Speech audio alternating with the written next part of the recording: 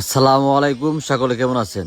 আজ শনিবার, নগরকান্দা উপজেলার রসুলপুর হাট। আজকে প্রতিমন পেঁয়াজ কত করে বিক্রি হচ্ছে আপনাদেরকে জানিয়ে দেওয়া হবে।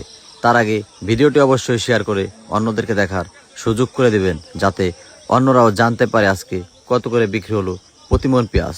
এবং প্রতিদিন পেঁয়াজের বাজার আপডেট খবর জানতে আইডিটি ফলো করে সাথেই থাকুন।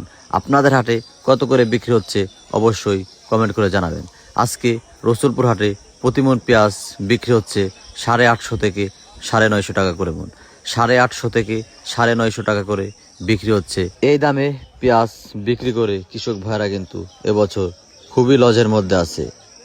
1 মন পেঁয়াজ বানাইতে গেলে কিন্তু এবছর 1200 টাকার উপরে খরচ হয়েছে। আমাদের এই হাট মিলে থাকে প্রতি শনিবার এবং মঙ্গলবার। আপনারা বিক্রি করতে চাইলে অবশ্যই চলে আসবেন।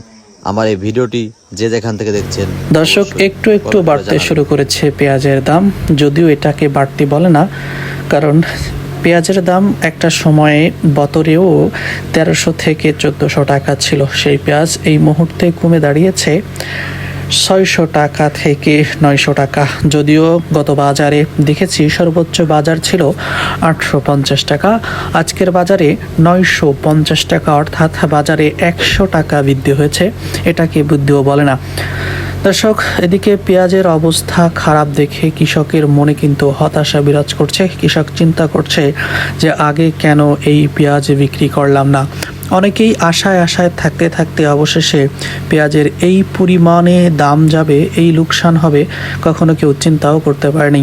দেখতে পাচ্ছেন বাজারে পর্যাপ্ত পরিমাণে, আজকের বাজারে পর্যাপ্ত পরিমাণে পেঁয়াজ রয়েছে, কিন্তু সেই অনুযায়ী ক্রেতা আসলে নেই।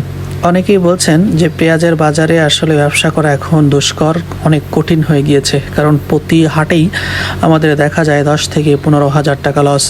অনেকেই বলছেন 1 লক্ষ টাকা আনলে সেখানে আমাদের এখন পুঁজি রয়েছে মাত্র 20,000 টাকা। এই পুঁজিতে এখন ব্যবসা করাই দায়, কারণ পেঁয়াজের বাজার এখন শুধু নিচের দিকেই যাচ্ছে। জানি না এই বাজার পরিবর্তন আবার কবে হতে পারে। এই পেঁয়াজের বাজার কবে নাগাদ দাম উঠবে তা নিয়েছে নানা প্রশ্ন, নানা জল্পনা কল্পনা। ঈদের পরেই পেঁয়াজের দাম প্রতি বছরই উঠতে থাকে, কিন্তু এবছর পেঁয়াজের দাম কোনোভাবেই আসলে উঠছে না। সরকার এদিকে পেঁয়াজের দাম সহ নিত্য প্রয়োজনীয় অনেক মালেরই আসলে দাম কমিয়ে দিয়েছে।